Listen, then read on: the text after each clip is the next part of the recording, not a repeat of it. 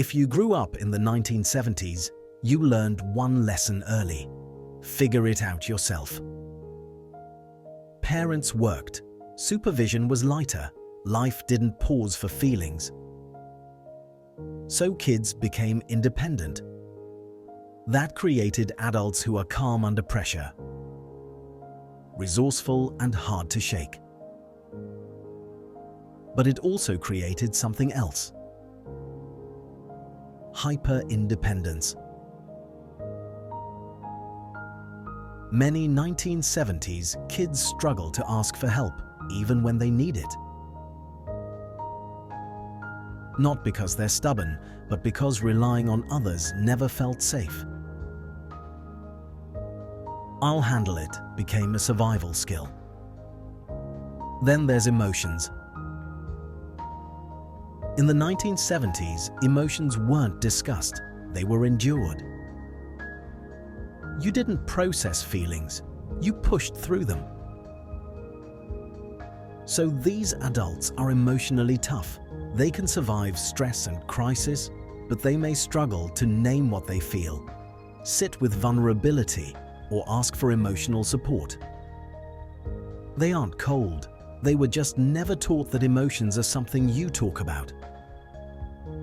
There's also a deep skepticism toward authority. Growing up during Watergate, Vietnam's aftermath, and economic instability taught one thing: don't blindly trust systems.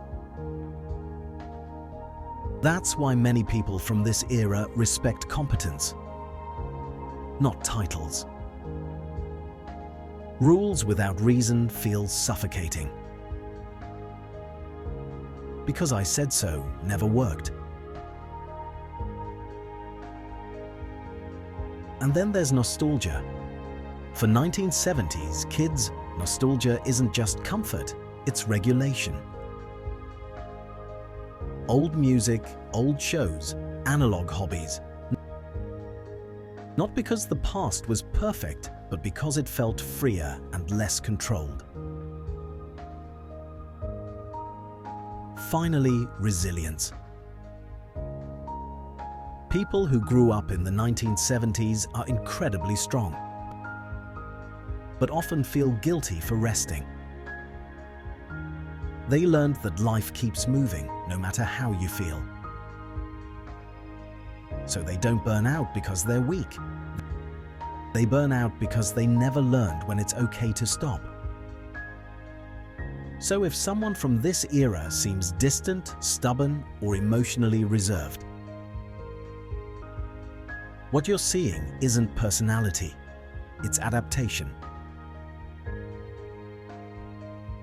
They were raised for a world that demanded toughness, autonomy, and self-reliance. And they survived it. Understanding that doesn't excuse everything, but it explains a lot.